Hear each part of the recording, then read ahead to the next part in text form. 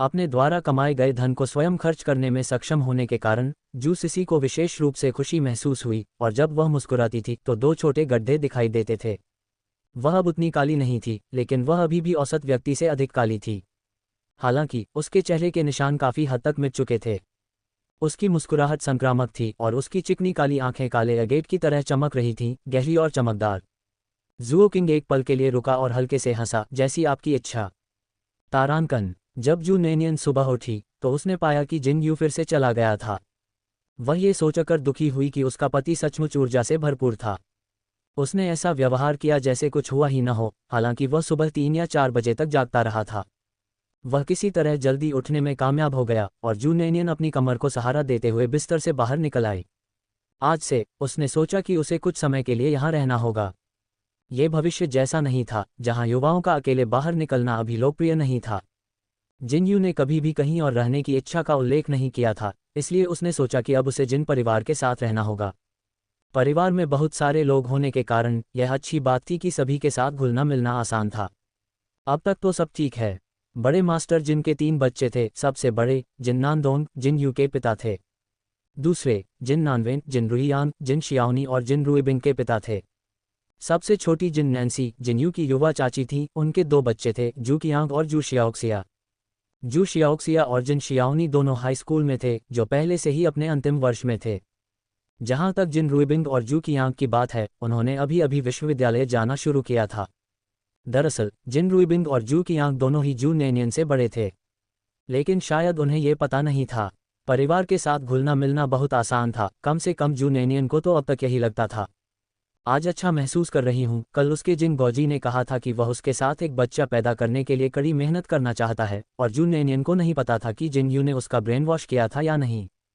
पहले तो वह इतनी जल्दी बच्चे पैदा नहीं करना चाहती थी, लेकिन फिर अचानक उसे ख्याल आया कि बच्चा होना सचमुच अच्छा होगा। जिन यू जैसी विशेषताओं वाली एक कोमल गोलमटोल छोटी सी बच्ची की कल्पना करके जू नैनियन को असाधारण खुशी महसूस हुई। अच्छे मूड में जू नैनियन 10 मिनट से भी कम समय तक बिस्तर पर लेटे रहे और अंततः उठने के लिए संघर्ष करते रहे। आंगन में एक खेल का मैदान था। जब जू नैनियन ने खिड़की खोली तो उसने जिन यू को बाहर जॉगिंग करते देखा। पसीने से तरबतर उसके शरीर पर एक काली टैंक टॉप चिपकी हुई थी। दूर से जू नैनियन खिड़की के किनारे पर हाथ रखे जिन यू को दूर से देख रही थी। उसके चेहरे पर एक हल्की सी मुस्कान फैल रही थी। ऐसा लग रहा था कि वह अपने जिन गौजी के प्रति अधिकाधिक प्रेम में पड़ रही है। कोई विशेष कारण नहीं था, बस जैसे जैसे वे साथ में समय बिताते थे, उनके प्रति उनका लगाव बढ़ता जा रहा था। जिन यू, जो दौड़ रहा था, को उसकी उपस्थिति का आभास हुआ और उसने मुड़कर जू नैनियन की ओर देखा। जब उनकी आंखें दूर से मिलीं, जहां भाव स्पष्ट नहीं थे, तब भी जिन यू को ऐसा महसूस हुआ कि उसकी पत्नी उसे देखकर मुस्कुरा रही है। उसने भी एक बदमाश की मुस्कान दिखाते हुए मुस्कुराया। लेकिन तब तक जू नैनियन ने खिड़की बंद कर दी थी, जिससे जिन यू का चेहरा एक पल में उदास हो गया। अपने प्रसन्नचित मूड में जू नैनियन ने नाश्ता बनाने का फैसला किया। नीचे नहाने के बाद भी परिवार के बाकी सदस्य अभी तक नहीं जागे थे। हालांकि घरेलू नौकरानी पहले से ही नाश्ता तैयार करना शुरू कर चुकी थी। जू नैनियन उसके पास आया। नानी जाओ, आज नाश्ते का ध्यान मैं रखूंगा। आज उसने एक साधारण सफ़ेद ट्रैकसूट पहना हुआ था। उसके बाल सिर के पीछे ऊंचे बंधे हुए थे, पूंछ पर हल्के से घुंघराले थे, माथे पर हवा में लहराते बाल थे, जिससे एक युवा जोश झलक रहा था जो सुंदर और स्टाइलिश था। नानी झाओ को पहले से ही पता था कि युवा मैडम सुंदर हैं, लेकिन करीब से देखने पर उन्हें फिर से झटका लगा। उसने मन ही मन सोचा, ये लड़की तो बहुत ही आकर्षक है। उसने अपनी त्वचा को देखा, जो टोफू की तरह सफ़ेद थी। काफ़ी देर तक नानी झाओ की प्रतिक्रिया न सुनने के बाद जू नैनियन ने असमंजस में पुकारा, नानी झाओ। नानी झाओ तुरंत वास्तविकता में वापस आ गईं और जल्दी से बोली, ओह ठीक है, बिल्कुल। धन्यवाद। जू नैनियन ने नानी झाओ की ओर विनम्रता से मुस्कुराते हुए कहा। नानी झाओ जानती थी कि जू नैनियन एक अच्छी रसोइया हैं, लेकिन एक नौकर होने के नाते उन्होंने फिर भी कर्तव्यनिष्ठा से पूछा, युवा मैडम सुन, क्या आपको किसी मदद की ज़रूरत है? इसका तात्पर्य यह था कि क्या जू नैनियन को एक सहायक की आवश्यकता थी। कोई ज़रूरत नहीं, मैं ये काम खुद कर सकता हूँ, जू नैनियन ने कहा। नाश्ते के लिए उसने कुछ भी बहुत जटिल बनाने की योजना नहीं बनाई थी, केवल कांजी ही सही रहेगी, और उसकी तेजी से खाना पकाने की कुशलता को देखते हुए वह परिवार के लिए भोजन तैयार करने में बहुत व्यस्त नहीं होगी। रसोई में बहुत सारी सामग्रियां थीं, सभी ताजी, जिनके बारे में जू नैनियन ने अनुमान लगाया कि उन्हें नानी झाओ ने सुबह के बाजार से खरीदा होगा। वहाँ सोयाबीन की भूसी, खीरा तथा विभिन्न प्रकार के मांस, सुअर और गाय का मांस भी था। और जूनेनियन को खुशी हुई कि वहाँ केकड़े भी थे। विशाल केकड़े को देखकर जूनेनियन की आंखें मुस्कुराहट से भर गईं। उसे केकड़ा खाना सबसे ज्यादा पसंद था। नाश्ते में केकड़े के साथ कांजी खाना अच्छा रहेगा। जैसे ही उसने ये सोचा, जूनेनियन ने काम शुरू कर दिया। केकड़े को अच्छी तरह से धोया और स्टीमर में रखने से पहले उसे ब्रश किया। चूंकि वह परिवार के लिए खाना बना रही थी, इसलिए जूनेनियन को कोई चिंता नहीं थी और उसने सीधे अपने स्थान से पानी का उपयोग केकड़े को भाप देने के लिए किया। केकड़ा पकने के बाद सुगंध बहुत सुगंधित थी और उसके स्थान से पानी के साथ उबले हुए केकड़े का स्वाद और भी स्वादिष्ट था। इसकी महक मात्र से ही जूनेनियन को कुछ खाने की इच्छा होने लगी। रसोईघर में मदद करने में असमर्थ नानी झाड़ू सफाई करने के लिए बाहर चली गईं। जब केकड़ा भाप ले रहा था तो जूनेनियन निष्क्रिय नहीं बैठा था। उसने ठंडे व्यंजन, सोयाबीन भूसी और ककड़ी तैयार करना शुरू कर दिया। सोयाबीन की भूसी नरम थी और उसे भिगोने की आवश्यकता नहीं थी। सोयाबीन की भूसी को साफ करने के बाद उसने उसे केकड़े के साथ स्टीमर में डाल दिया। इन कार्यों को निपटाने के बाद जूनेनियन ने खीरे काटने और धनिया और हरी प्याज धोने का काम शुरू किया। उसने पहले भी कुछ व्यंजनों में धनिया का प्रयोग किया था और परिवार ने उसे पूरा खा लिया था। इसलिए जूनेनियन ने स्वाद वरीयताओं पर बिल्कुल भी विचार नहीं किया। तैयारी के चरण पूरे हो गए थे और केकड़ों और सोयाबीन के छिलकों को भाप में पकाया जा चुका था। भाप में पकाने के बाद जूनेनियन ने सबसे पहले सोयाबीन के छिलकों को ठंडा करने के लिए ठंडे पानी में रखा। एक बार जब केकड़ा भाप में पक गया तो जूनेनियन ने उसके खोल को तोड़ दिया, अंदर से केकड़े के मांस को अलग कर दिया और भाप से निकले केकड़े के तेल को भी नहीं छोड़ा। सब कुछ हटाने के बाद वहां लगभग एक छोटा कटोरा केकड़े का मांस बचा था और उसे सूंघने मात्र से ही जूनेनियन को लगा कि उसकी सुगंध बहुत तीव्र थी। पानी उबालने और चावल को कुछ देर तक पकाने के बाद जूनेनियन ने कटोरे से केकड़े का मांस उसमें डाल दिया। ये कांजी भी नदी के पानी से बनाई गई थी। नदी का पानी भोजन की अशुद्धियों को शुद्ध और अलग कर सकता है और ऐसा भोजन खाना परिवार के स्वास्थ्य के लिए भी अच्छा है। इसलिए जूनेनियन ने बिना किसी हिचकिचाहट के सीधे धारा के पानी का उपयोग किया। जब तक कांजी तैयार न हो जाए तब तक प्रतीक्षा करें। कांजी को स्वादिष्ट बनाने के लिए इसे लगातार हिलाना आवश्यक था। केवल इसी तरह चावल और सामग्री की सुगंध सूप में बेहतर ढंग से मिल सकती थी। इसलिए जूनेनियन कमोबेश हर समय चूल्हे के पास ही रहता था। जैसे जैसे समय बीतता गया, केकड़े की मिठाई से भरे बर्तन से धीरे धीरे स्वादिष्ट, सुगंधित और तेज गंध आने लगी। फिर नमक डाला गया। केकड़े का मांस पहले से ही बहुत स्वादिष्ट था, इसलिए इसमें कोई अन्य मसाला डालने की आवश्यकता नहीं थी। सामग्री का सबसे मौलिक स्वाद सामने लाना सबसे अधिक लुभावना था। चावल, केकड़ा मांस और शोरबा एक साथ पूरी तरह से घुल मिल गए, बिल्कुल एक नरम पेस्ट की तरह। खाना खत्म करते समय जूनेनियन ने ऊपर से हरा प्याज छिड़क दिया। भाप से भरी गर्म कांजी का सामना चटक हरे प्याज से हुआ, जिससे तुरंत ही और भी अधिक आकर्षक सुगंध फूट पड़ी। जब कांजी तैयार हो गई तो जूनेनियन ने जल्दी से बर्तन को ढक्कन से ढक दिया। फिर उसने ठंडा पकवान बनाना शुरू किया। ठंडे सोयाबीन के छिलकों को आटे और थोड़े से नमक में लपेटकर कुरकुरा होने तक तला गया। फिर उन्हें बाहर निकाला गया। खीरे को अंगूठे के बराबर लंबाई के बराबर टुकड़ों में काटा गया तथा उसमें नमक, सोया सॉस, सफ़ेद चीनी, तिल का तेल, तीखी मिर्च का तेल तथा बारीक कटा हरा प्याज और लहसुन मिलाया गया। वहाँ कोई ऑयस्टर सॉस नहीं था, लेकिन सोया था और जूनेनियन ने उसमें थोड़ा सा सिरका मिलाया। सब कुछ एक साथ मिला दिया गया। जब स्वाद अवशोषित हो गया तो उसने खीरे के टुकड़ों को बाहर निकाला और उन्हें पहले से तले हुए सोयाबीन के छिलकों के साथ लपेट दिया, साथ ही अंदर धनिया भी डाल दिया। उसकी गतिविधियां तीव्र थीं और उन्हें एक एक करके लपेटने में उसे ज़्यादा समय नहीं लगा। खाना बनाने के बाद उसने उन्हें एक सफ़ेद चीनी मिट्टी की प्लेट पर रखा और उन्हें एक सुंदर प्रदर्शन में व्यवस्थित किया। जिन्यू सुबह की दौड़ से लौटा ही था। उसने सुगंध सूंघी और अनुमान लगाया कि रसोई में उसकी पत्नी है और तुरंत उसके पास चला गया। उस समय जूनेनियन झुककर बर्तन सजा रही थी। उसकी चोटी दूसरी ओर लटक रही थी। जिन्यू की नज़र उस हिस्से पर पड़ी जो चोटी से ढका नहीं था। उसकी छोटी पत्नी वहां नाश्ता बनाने में व्यस्त थी। उसकी त्वचा गोरी और चमकदार थी। उसके कपड़े सफ़ेद, उसकी त्वचा उससे भी अधिक सफ़ेद। जिन्यू दरवाजे पर खड़ा था। उसने अपना हाथ फ्रेम पर टिका रखा था। उसकी बाहों की मांसपेशियां तुरंत उभर आईं। उसकी गहरी आंखों में मुस्कान थी। जिन्यू के होंठ मुस्कुराहट में खुले थे। वह अपने बालों पर एक झोंका उड़ाते हुए अफसोसजनक रूप से आकर्षक था। जूनेनियन ने दरवाजे पर किसी को महसूस किया और तुरंत सीधी खड़ी हो गई। प्रवेश द्वार पर जिन्यू को देखकर वह नाराज हो गई। हर बार चलते समय तुम कोई आवाज़ क्यों नहीं करते? ऐसा इसलिए है क्योंकि आप बहुत अधिक ध्यान केंद्रित कर रहे हैं, जिन्यू ने उत्तर दिया। नाश्ता बनाते समय इतनी मेहनत कर रहे हैं। मैं कब मेहनती नहीं रही, जू नैनियन अपनी प्यारी खुबानी आंखों से उसे घूरते हुए जवाब देने से खुद को नहीं रोक सकी। जिनयू ने अपनी जीभ चटकाई, ये छोटी परी, इधर आओ, उसने भारी आवाज में कहा। जू न्यानियान वहां नहीं जाएगा। उसने अभी अभी दौड़ पूरी की थी और उसका पूरा शरीर पसीने से लथपथ था। अगर वह वहां जाती तो निश्चित रूप से उसके आलिंगन में फंस जाती। पहले तुम नहा लो। ओह, छोटी पत्नी अब उसके प्रति तिरस्कार दिखा रही थी। जिनयू ने जू नैनियन की आंखों में उज्ज्वल तिरस्कार देखा और अपने होंठ ऊपर उठाते हुए हंसा। उसके द्वारा बनाए गए नाश्ते पर नजर डालते हुए जिनयू ने उसे याद दिलाया, भविष्य में कम बनाना, हमारे परिवार में हर कोई खाना पसंद करता है, वे एक के बाद एक तुम्हें परेशान करेंगे। उसने अपनी पत्नी से लाड़ प्यार करने के लिए विवाह किया था, न कि उससे घर का काम करवाने के लिए।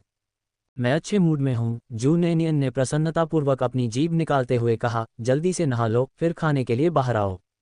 उसके मजाकिया और चतुर व्यवहार ने जिनयू के दिल को खुश कर दिया। अंत में वह विरोध नहीं कर सका और नहाने जाने से पहले उसने उसे चूम लिया। जू नैनियन ने प्रसन्नतापूर्वक अपना चेहरा पकड़ लिया।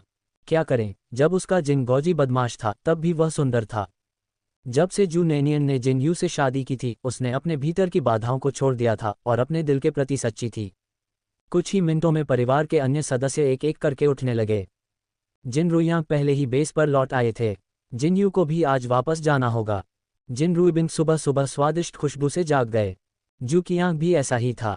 मोहक सुगंध को सूंघते हुए शू कियांग की नाक 5 मीटर लंबी हो गई, मानो वह अपने कमरे से सीधे रसोई घर तक पहुंचना चाहता हो।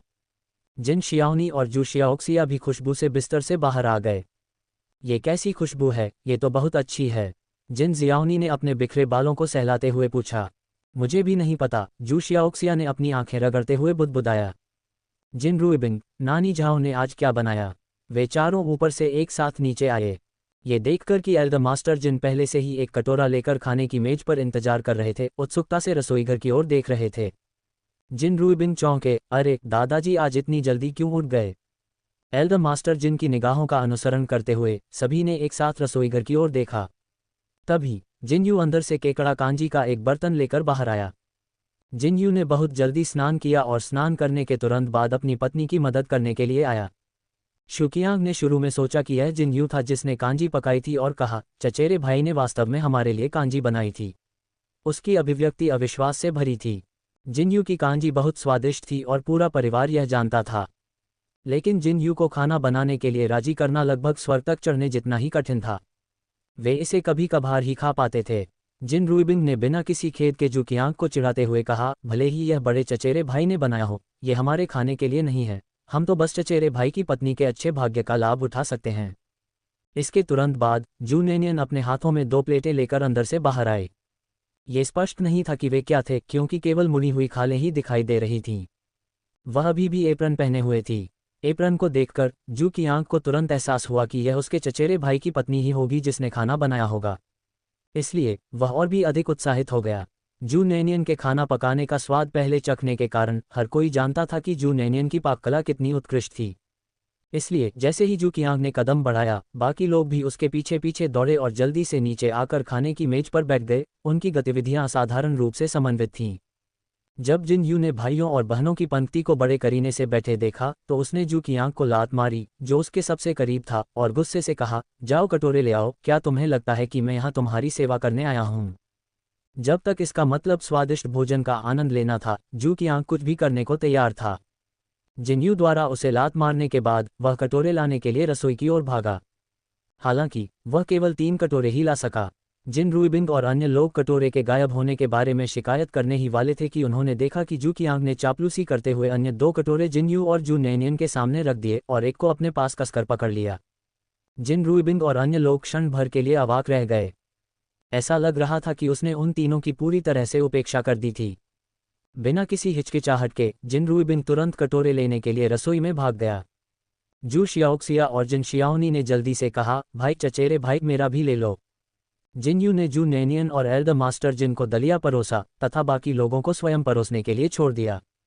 ये देखकर कि जिन नानकसी और ये किन अभी भी नहीं उठे थे, जू नैनियन ने जिनयू से पूछा, क्या हमें दूसरी चाची और युवा चाची का इंतजार करना चाहिए? कोई ज़रूरत नहीं, जो लोग देर से उठते हैं वे अपना ख्याल खुद रख सकते हैं। जैसे ही जिन रुइबिंग और अन्य लोगों ने अपने कटोरे में दलिया डाला, वे उत्सुकता से अपनी आंखें सिकोड़ने लगे। ममम, ये बहुत सुगंधित था। दलिया बहुत नरम और मखमली चिकना पकाया गया था, जो शोरबे के साथ मिलकर एक स्वादिष्ट मिश्रण बन गया था। सूप, चावल और अंदर का केकड़ा मांस एक दूसरे के साथ अच्छी तरह से घुल मिल गए, जिससे इसका स्वाद भरपूर और दलिया मजबूत बन गया। कटे हुए हरे प्याज के छिड़काव से इसमें ताजगी का एक अतिरिक्त एहसास आ गया। स्वाद तो अद्भुत था। जिन रूइबिंग पहला घूंट लेते ही तुरंत मंत्रमुग्ध हो गए। फिर उसने उसे बड़े चाव से निगलना शुरू कर दिया। बड़े मालिक की प्रतिक्रिया और भी अधिक अतिरंजित थी। जू कियांग, जिन शियाओनी और अन्य लोगों के बारे में तो कहने की जरूरत ही नहीं थी।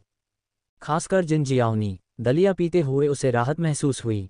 अच्छी बात यह है कि अब वह यू फेफी के साथ नहीं जुड़ी है। अगर उन्होंने अपनी दोस्ती जारी रखी होती तो वह निश्चित रूप से अपनी भाभी की दुश्मन बन जाती। एक दुश्मन के रूप में उसे अब ऐसे स्वादिष्ट नाश्ते में भाग लेने का सौभाग्य नहीं मिलेगा। जू शियाओक्सिया की इच्छा थी कि वह अपनी जीभ को अपने पेट में डाल सके। जिन रूइबिन का चेहरा खुशी से भरा हुआ था। भोजन इतना स्वादिष्ट था कि वह सोच रहा था कि ऐसी परी बहू कहाँ से आए। उसका बड़ा चचेरा भाई वास्तव में भाग्यशाली था। बड़े मास्टर जिन ने अपना चेहरा अपने कटोरे में छिपा लिया, जो उनके वृद्ध चेहरे के लिए बिल्कुल उपयुक्त आकार का था। सभी को इतना नाटकीय ढंग से शामिल होते देख जू नेनियन को समझ नहीं आ रहा था कि वह हंसे या रोए। खाने के लिए अभी भी ठंडे व्यंजन थे। जिन यू उसके बगल में बैठा था। जू नेनियन ने उसकी ओर देखा और महसूस किया कि उसकी हालत भी ज़्यादा अच्छी नहीं है। ये सिर्फ इतना है कि जिन यू उतना हताश नहीं लग रहा था जितना वे थे, लेकिन वह बहुत तेजी से खा रहा था। खाना खत्म करने के बाद जिन यू ने जू नेनियन की ओर मुड़कर पूछा, पत्नी, आपके द्वारा बनाया गया दलिया इतना स्वादिष्ट कैसे होता है? जू नेनियन, बस इसे ऐसे ही बना दिया। जिन यू ने ओह कहकर जवाब दिया, मैं समझ गया, मेरी पत्नी जो कुछ भी बनाती है वह स्वादिष्ट होता है। यदि वे अकेले होते तो वह उसे चूमने का अवसर अवश्य लेता। मेज के नीचे जिन यू का हाथ जू नेनियन के हाथ से मिला और उसने उसे कई बार दबाया। जू नेनियन ने उसे देखा और जिन यू ने उसकी ओर मुस्कुरा कर देखा और अपने सफ़ेद दांत दिखाए, साथ में थोड़ा सा हरा प्याज का पत्ता भी। यह उसके सामने वाले दांत पर अटका हुआ था। अपने चेहरे पर उस कथित सौम्य मुस्कान के साथ जू नेनियन खुद को रोक नहीं सका और जोर से हंस पड़ा। उफट, और किसी और को देखने से पहले उसने जल्दी से अपने दांतों को टिश्यू से साफ कर लिया। जिन यू ने अचानक अपना मुंह टिश्यू से भरा हुआ पाया। तुम क्या कर रही हो, पत्नी? जिन यू ने उसका हाथ पकड़ लिया और उसे रोक दिया। बाकी लोग, जो अभी भी अपने दलिया का आनंद ले रहे थे, जिन यू की ओर देखने लगे। जू नेनियन ने कहा, आपके दांतों पर हरा प्याज है। जिन यू, शर्मिंदा होकर जिन यू का चेहरा काला पड़ गया और टिश्यू से जल्दी से अपना चेहरा पोंछने के बाद वह दरवाजे से बाहर निकल गया। वह सीधे बेस पर वापस चला गया। जिन रूइबिंग ने जिन यू की पीछे हत्ती पीठ की ओर देखा। क्या हमारे बड़े चचेरे भाई ने अभी अभी खुद को मूर्ख बना लिया? उसने आश्चर्य से पूछा। जू कियांग ने जवाब दिया, ऐसा लगता है। जिन जियाओनी ने याद दिलाया, मैंने कुछ नहीं देखा। जू शियाओक्सिया ने भी सहमति जताई। जिन रूइबिंग और जू कियांग तुरंत कांपते हुए बाहर आ गए। वे उत्सुकता से जू नेनियन की ओर मुड़े और एक साथ बेतहाशा सिर हिलाया। चचेरे भाई की पत्नी, चचेरे भाई की पत्नी, हमने भी कुछ नहीं देखा। जू नेनियन, ठंडे व्यंजन खाओ। उसने ठंडे बर्तनों को मेज के बीच में धकेल दिया। तभी समूह ने ध्यान दिया, वहां ठंडे व्यंजन थे। बड़े मास्टर जिन बस संतुष्ट होकर डकार लेने ही वाले थे। उन्होंने बीच में रखी प्लेट की ओर चिंता से देखा और कांपते हुए बोले, न्यानियन, लड़की। हम, दादाजी, क्या हुआ? जू नेनियन ने पूछा। बड़े मालिक के चेहरे पर उदासी और कड़वाहट का मिश्रण था। भविष्य में तुम इतना स्वादिष्ट भोजन नहीं छिपा पाओगे। जू नेनियन, क्या बड़े मालिक को लगा कि वह इस पूरे समय बर्तन छुपा रही थी? वह क्षण भर के लिए हंसी और आंसुओं के बीच फंस गई। बड़े मास्टर जिन को लगा कि वह थोड़ा और खा सकते हैं, इसलिए उसने फिर से चॉपस्टिक्स की ओर हाथ बढ़ाया और डिश पर निशाना साधा, और जू कियांग और अन्य लोग भी पीछे नहीं थे। चिंतित जू नेनियन ने बड़े मालिक से पूछा, दादाजी, क्या आप अभी भी खा सकते हैं? बड़े मालिक ने अपना मुंह खोला, इस डर से कि कहीं जू नेनियन उन्हें आगे बोलने से मना न कर दे। उनके होंठ कुछ बार कान पे 3/4 भरा हुआ। इसके साथ ही उसके होठों से एक लंबी डकार निकली, डकार।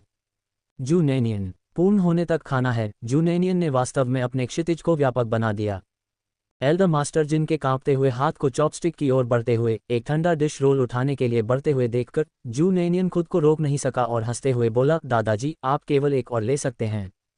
उसका स्वर किसी बच्चे को मनाने जैसा था।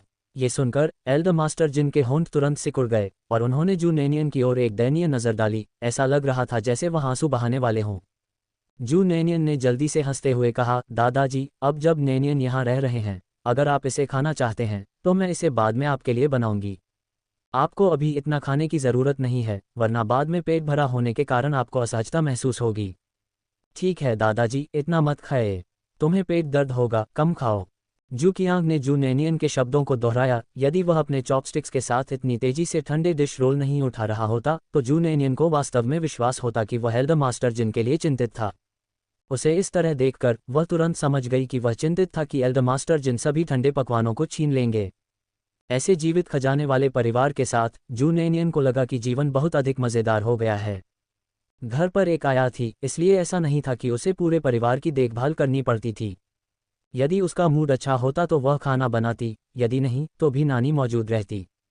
अंत में एल्डर मास्टर जिनको केवल एक ठंडा डिश रोल मिला, बाकी को जू कियांग और उसके 4 भाई बहनों ने डाकुओं की तरह खा लिया। सोयाबीन की भूसी बाहर से आटे में लिपटी हुई थी, बाहर से कुरकुरी और अंदर से नरम थी, तथा इसमें ताज़ा और मसालेदार ठंडा खीरे का सलाद भरा हुआ था। एक और निगलते हुए आप सबसे पहले सोयाबीन की भूसी पर लगे आटे को काटते हैं, फिर भूसी की सुगंधित कोमलता का स्वाद लेते हैं, उसके बाद खीरे के कुरकुरेपन का स्वाद लेते हैं। इसके अलावा सोयाबीन की भूसी दोनों तरफ से कुरकुरी और बीच में नरम थी, इसलिए प्रत्येक निवाले के साथ ऐसा लग रहा था जैसे 4 अलग अलग बनावट वाले व्यंजन खा रहे हों।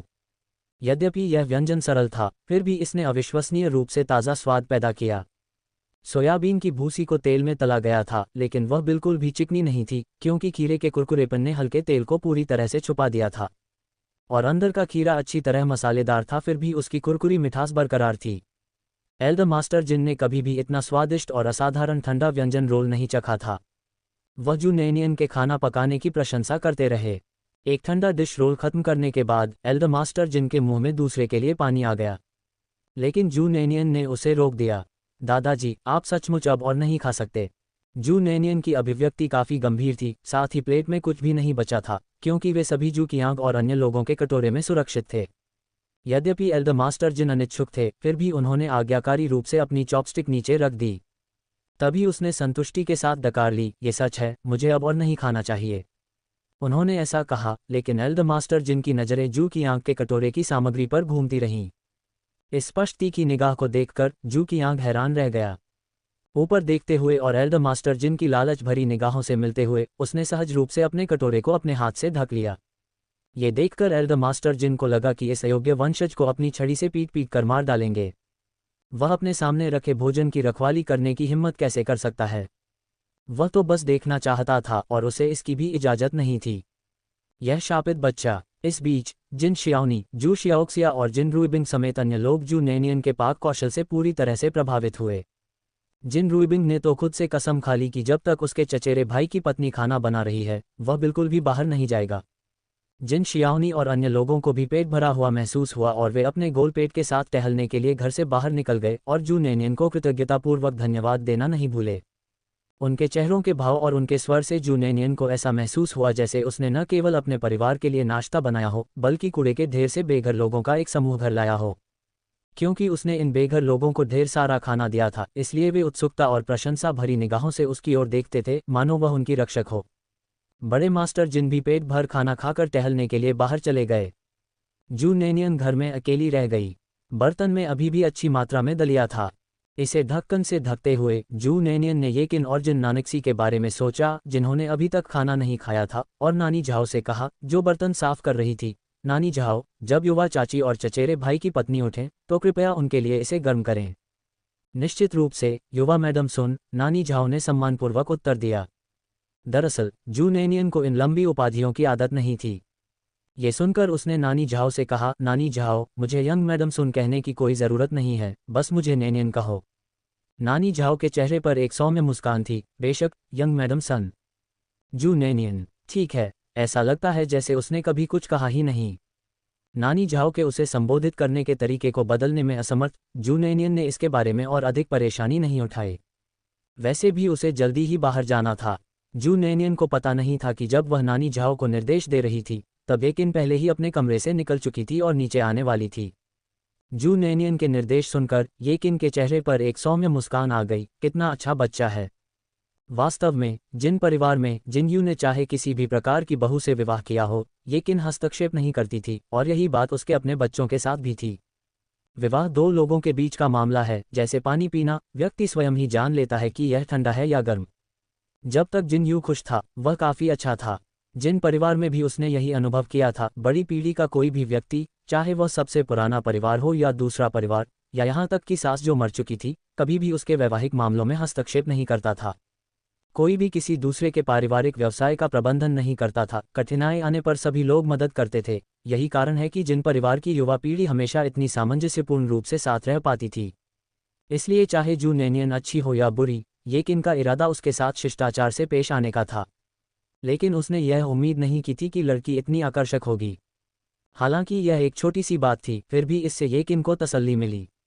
यदि जिन यू का रिश्ता वास्तव में यू परिवार की उस लड़की के साथ हुआ होता तो एल्ड मास्टर जिन शायद इतने प्रसन्न नहीं होते। वास्तव में लोग हमेशा भाग्य के बारे में बात करते हैं। जू नैनियन को जिन परिवार का सदस्य बनना तय था।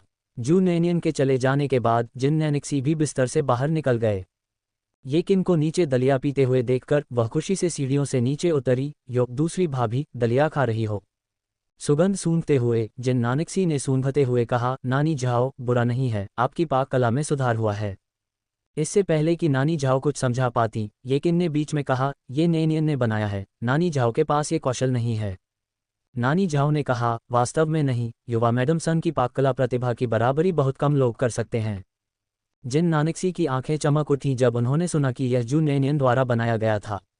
बालों में कंघी करने या चेहरा धोने की चिंता किए बिना वह खाने की मेज पर दौड़ी और बैठ गई और प्रसन्नतापूर्वक बोली, दूसरी भाभी, जल्दी से मुझे एक कटोरा परोसो। ये नैनियन का खाना है, मुझे और खाना चाहिए। येकिन ने मुस्कुराते हुए अपना सिर हिलाया और उसे एक कटोरा परोसा। जिन नानिक्सी ने तुरंत एक निवाला खाया, अपनी प्रतिक्रिया को बड़ा चढ़ाकर बताते हुए कहा, ममम स्वादिष्ट, इतना स्वादिष्ट, मैंने अब से यहीं रहने का फैसला कर लिया है। जू कियांग के पिता कभी कभी काम में बहुत व्यस्त हो जाते थे और जब भी वे व्यस्त होते थे, जिन नानशी अपने बेटे और बेटी को मुफ्त में खाने, पीने और रहने के लिए अपने माता पिता के घर ले आती थीं। घर पर किसी को भी वास्तव में कोई आपत्ति नहीं थी। आखिरकार एल्डर मास्टर जिन को जीवंत माहौल पसंद था और इसके अलावा जिन परिवार के पास पैसे की कमी नहीं थी, इसलिए वे वास्तव में इन मामलों की परवाह नहीं करते थे। दूसरी ओर जब जू नैनियन अपने बड़े परिसर से बाहर निकली तो वह सीधे जू के लियुएसू स्टोर की ओर चली गई। इस समय दुकान लोगों से खचाखच भरी हुई थी। जू नैनियन जैसे ही अंदर दाखिल हुई, अंदर का दृश्य देखकर दंग रह गई। वहां इतने सारे लोग क्यों थे? दुकान इतनी बड़ी थी कि उसमें सभी लोग नहीं आ सकते थे। व्यापार बहुत तेजी से बढ़ रहा था। अपने परिवार के स्टोर को इतना अच्छा चलता देख जू नैनियन विशेष रूप से प्रसन्न हुई। ये स्टोर सुन कियांग और उनकी पत्नी द्वारा चलाए जा रहे स्टोर से अलग था। आखिरकार ये स्टोर खुद जू नैनियन ने खरीदा था और जो डिंगहुआ के साथ उसका रिश्ता सुन कियांग और अन्य लोगों से अलग था। यद्यपि दोनों एजेंट थे, फिर भी उनकी स्थिति में अंतर था। भीड़ में से किसी ने एक उत्साही युवती को प्रवेश करते देखा और कुछ अतिरिक्त नजरें डालने से खुद को रोक नहीं सका। जो डिंगहुआ ने तुरंत जू नैनियन को देखा और जल्दी से उसके पास गया। बॉस जू, आप आ गए। मैं बस इधर उधर देख रहा हूँ, मेरी बात पर ध्यान मत दो, अपना काम जारी रखो, जू नैनियन ने कहा। वहां मौजूद दर्शकों की भीड़ ये देखकर आश्चर्यचकित हो गई कि स्टोर के मालिक ने शू नैनियन को बॉस कहा था। तो ये युवा महिला बॉस थी। स्टोर का नाम जू लियुएसू था और जब जो डिंगहुआ ने जू नैनियन को बॉस जू कहा तो कई लोग आश्चर्य से उसे देखने लगे। वह इतनी युवा थी, फिर भी पहले से ही एक बॉस थी। और यह सचमुच एक बड़ा स्टोर था। वास्तव में बहुत से लोग मौजूद थे और जो डिंगहुआ बहुत व्यस्त था, इसलिए ये सुनने के बाद कि जू नैनियन के पास कोई जरूरी काम नहीं था, वह तुरंत सामान बेचने के लिए वापस भाग गया। जू नैनियन खिड़की के पास बैठ गया। वह जो डिंगहुआ के अपनी बात खत्म करने का इंतजार करना चाहती थी ताकि वह उसके साथ कुछ मामलों पर चर्चा कर सके। वहां वह खिड़की के किनारे पर चुपचाप बैठी रही और जब जुओ किंग फिर से दुकान में चली गई तो उसने जू नैनियन को देखा। चहल पहल भरे हॉल में वह खिड़की के पास अकेली बैठी थी। उसकी बगल की आकृति इतनी सुंदर थी कि उसे देखना अद्भुत और ताजगी भरा था। अपनी खरीदारी पूरी करने के बाद जुओ किंग के पास केवल खाली सीटें होने के कारण वह अनजाने में ही उसकी ओर बढ़ गई। माफ कीजिए, क्या मैं यहाँ बैठ सकती हूँ? उसने विनम्रता से पूछा। उसके विचार बाधित हुए। जू नैनियन ने मुड़कर देखा। जुओ किंग को देखकर उसके चेहरे पर मुस्कान आ गई। हाँ, उसने एक सौम्य कोमल आवाज में उत्तर दिया, जिसे सुनकर किसी को भी थोड़ा बेहतर महसूस होता है। अनुमोदन प्राप्त करने के बाद जुओ किंग बैठ गया। ये सोचकर कि जिन रुयांग ने जू सिसी के साथ कितना अलग व्यवहार किया तथा उसके साथ उसके वर्तमान संबंध क्या हैं, जुओ किंग की चिंताएं उभर आईं। वह रुयांग का ध्यान आकर्षित करने के लिए सिसी से बहुत ईर्ष्या कर रही थी, लेकिन वह क्या कर सकती थी? वह एक बहुत ही सरल और पवित्र युवती थी और इसके अलावा वह अपने गॉडफादर की प्यारी पोती थी, इसलिए उसके लिए उसके खिलाफ कुछ भी करना सवाल से बाहर था। इसके अलावा उस रिश्ते को एक तरफ रखते हुए वह खुद को किसी दयनीय हारे हुए व्यक्ति की तरह किसी भी तोड़फोड़ के कार्य में शामिल होने की अनुमति नहीं देगी। इससे रुइयांग और भी दूर हो जाएगा और शायद मित्र बने रहना भी असंभव हो जाएगा। जब वह उदास महसूस करती थी तो उसे मीठा खाने की इच्छा होती थी, इसीलिए वह यहाँ आई है। इस विधि के अलावा वह नहीं जानती थी कि अपने वर्तमान मूड को कैसे शांत किया जाए, न ही वह जानती थी कि सीसी का सामना कैसे किया जाए। उसके सामने खड़ी महिला बहुत ही सौम्य थी तथा उसका आचरण एक कुलीन परिवार में जन्मी महिला जैसा था। उसकी परेशान अभिव्यक्ति को देखकर जू नैनियन ने सहजता से पूछा, क्या आप खुश नहीं हैं? जैसे ही ये शब्द उसके मुंह से निकले, जू नैनियन को एहसास हुआ कि वह शायद बहुत ज्यादा जिज्ञासा दिखा रही थी। शायद एकमात्र परिचित व्यक्ति जिससे वह केवल 2 बार ही मिली थी के रहस्यों के बारे में पूछताछ करना अनुचित था। वह माफ़ी मांगने ही वाली थी कि उससे पहले वाली महिला ने उससे पहले ही कहा, मुझे माफ़ कर दो, क्या मैंने आपको परेशान किया? जुओ किंग को मिठाई बहुत पसंद थी। उसका मानना था कि मिठाई खाने से उसे खुशी मिलती है और उसे लगता था कि उसकी उदासी ने जू नैनियन को प्रभावित किया है। कोई बात नहीं, मुझे लगा कि आप ज़्यादा खुश नहीं लग रहे हैं, जू नैनियन ने समझाया। जुओ किंग के सौम्य और कोमल रूप को देखकर जू नैनियन कल्पना नहीं कर सका कि ऐसी महिला को दुखी करने का साहस कौन कर सकता है। वह तेजतर्रार और मोहक सुंदरी नहीं थी, एक परिष्कृत और अलौकिक गुणवत्ता वाली महिला, एक सच्ची सज्जन महिला, यही जू नैनियन की उनके बारे में धारणा थी। जुओ किंग एक पल के लिए अचंभित रह गया, शायद इसलिए क्योंकि जू नैनियन की उपस्थिति बहुत आरामदायक थी या शायद इसलिए क्योंकि उसकी आवाज़ बहुत गहरी और दिल को छूने वाली थी। वह अपनी भावनाओं को व्यक्त करने से खुद को नहीं रोक सकी। मैं एक आदमी से प्यार करती हूँ, एक प्रतीत होता है यादृच्छिक बयान ने जू नैनियन को लगभग ये कहने के लिए प्रेरित किया, मुझे भी पुरुष पसंद हैं। सौभाग्य से उसने अपनी तर्कसंगतता बनाए रखी और अनुमान लगाया कि जुओ किंग ने बोलना समाप्त नहीं किया था। वह चुपचाप इंतजार करती रही। जुओ किंग ने धीरे से कहा, वह एकमात्र आदमी है जिसे मैंने अपने शुरुआती दिनों से पसंद किया है, लेकिन वह मुझे पसंद नहीं करता है। मैं ये बात शुरू से जानता था। जैसे ही उसने बात की, जुओ किंग को असहजता महसूस हुई क्योंकि उसके दिमाग में जिन रुयांग की छवि उभरी जो उसे और जू सिसी को देख रहा था, उसकी आंखें केवल सिसी के लिए थीं। व्यथित महसूस करते हुए उसने लियुएसू के चारों ओर तेल का कागज खोला और एक टुकड़ा खा लिया। मीठी खुशबू ने उसके दिल की कड़वाहट को कुछ हद तक दूर कर दिया और जुओ किंग ने धीमी गति से आगे कहा, मैंने सोचा था कि अगर मैं चुपचाप इंतजार करती रही, उसके पास रही, तो एक दिन वह मुझे देख लेगा, लेकिन अब उसके पास कोई है जिसे वह पसंद करता है ना? जू नैनियन ने बीच में कहा। जुओ किंग जम गई। वह शू नैनियन को घूर रही थी, उसकी आंखों से आंसू गिरने का खतरा था। जू नैनियन ने जल्दी से उसे एक टिश्यू दिया। वह हमेशा अपने साथ टिश्यू रखने की उसकी आदत से खुश थी। उसकी आंसुओं से भरी आंखों से आंसू अभी भी नहीं निकल रहे थे। जुओ किंग अपने होश में आए और जू नैनियन से टिश्यू स्वीकार कर लिया। धन्यवाद। अपना आभार व्यक्त करने के बाद उसने जू नैनियन से पूछा, आपको कैसे पता चला कि उसे कोई पसंद है? जू नैनियन हैरान रह गए, क्या ये स्पष्ट नहीं था? तुम्हें हमेशा से पता था कि वह तुम्हें पसंद नहीं करता, और शायद इतनी महत्वपूर्ण बात भी तुम्हें रुला देगी, उसने तर्क दिया। यदि वह हमेशा उसे पसंद नहीं करता था, तो वास्तविकता कितनी बदतर हो सकती है? ऐसा अवश्य है कि उसके मन में किसी और के लिए भावनाएं हैं, है ना? बेशक, एक और संभावना ये भी हो सकती है कि जिस आदमी को वह पसंद करती थी, दुर्भाग्यवश उसकी मृत्यु हो गई हो। लेकिन उसके हाव भाव देखकर ऐसा नहीं लगता था। इस बीच जिन रुयांग जिन्यू के साथ मुकाबला कर रहा था और अचानक उसका पूरा शरीर कांप उठा। वह चकमा देना भूल गया और जिन्यू का खंजर तुरंत उसके नितंबों में जा लगा। तुरंत ही उसके मुंह से एक धीमी सी आवाज निकली। यदि आसपास महिलाएं न होती तो वह घुरघुराहट पीड़ा की चीख में बदल जाती। तारांकन। जुओ किंग जू नैनियन के जवाब पर दुखी होकर हंसी, और जो आंसू उसने रोके हुए थे वे अंततः गिर पड़े। आंसुओं में भी सुंदरता सुंदर ही होती है, विशेष रूप से जुओ किंग जैसी महिला जिसका आचरण पानी की तरह कोमल था। उसके रोने से दया उत्पन्न होती थी। दुर्भाग्यवश जू नैनियन पुरुष नहीं था। आश्चर्य के अलावा कोई अन्य भावना नहीं थी। हाँ, उसके पास कोई है जिसे वह पसंद करता है। दुर्भाग्यवश यह मैं नहीं हूँ। जू नैनियन क्या कह सकता था? वे करीब नहीं थे। फिर भी जुओ किंग को इतना दुखी होकर रोते देख जू नैनियन का दिल पिघल गया। एक महिला होने के नाते वह सांत्वना देने से खुद को रोक नहीं सकी। इस दुनिया में बहुत सारे अच्छे पुरुष हैं। जुओ किंग ने अपने आंसू पोंछे। उसकी मुस्कुराहट उसके रोने से भी बदसूरत थी, लेकिन जिसे वह पसंद करता है वह नाम की मेरी भतीजी है। भतीजी? जू न्यान्यान भ्रमित थी। क्या मैं पूछ सकता हूँ कि आपकी भतीजी की उम्र कितनी है? वह लगभग 20 वर्ष की लग रही थी। जुओ किंग ने अपना सिर हिलाया, मुझे नहीं पता। हाँ, पता नहीं। जू नेनियन की आंखें आश्चर्य से चौड़ी हो गईं, तुम्हें नहीं पता। जुओ किंग समझ गया कि जू नेनियन किस बात से हैरान था और उसने मुस्कुराते हुए समझाया, ये वैसा नहीं है जैसा आप सोच रहे हैं। उसकी उम्र लगभग 16 साल होगी, वह मेरी जैविक भतीजी नहीं है, लेकिन हम भविष्य में साथ साथ रहेंगे। जू नेनियन ने तुरंत ही निहित अर्थ समझ लिया। भविष्य में अपने प्रियतम को अपनी तथाकथित भतीजी के साथ बार बार देखने के विचार से वह शायद बहुत दुखी हुई होगी। जू नेनियन को पूरी कहानी नहीं पता थी और वह इस पर टिप्पणी करने की स्थिति में नहीं थे। किसी अजनबी के सामने अपनी भावनाओं को व्यक्त करना जुओ किंग की अपेक्षा से कहीं अधिक सरल निकला। जैसे ही उसने बोलना शुरू किया, मानो बांध टूट गया हो, और जब तक उसने अपनी बात नहीं कही तब तक उसे बेचैनी महसूस हुई। मुझे उससे बहुत ईर्ष्या हो रही है और मैं महसूस कर सकती हूँ कि मेरे प्रिय पुरुष को उससे कोई स्थायी स्नेह नहीं है। मैं वास्तव में उनके उभरते रिश्ते को बढ़ने से पहले ही बिगाड़ना चाहता हूँ। मैं चाहता हूँ, बहुत बहुत बहुत। अंत में जुओ किंग उत्तेजित हो गया, फिर भी उसने धीरे और विनम्रता से बात की। कल्पना कीजिए कि एक बहुत ही सौम्य महिला आपके सामने कहर बरपाने की अपनी इच्छा को स्वीकार कर रही है। उस समय जू नेनियन का सिर घूम रहा था। उसने अपने होंठ भींचे और जुओ किंग से पूछा, तुम किस तरह का व्यवधान पैदा करना चाहते हो?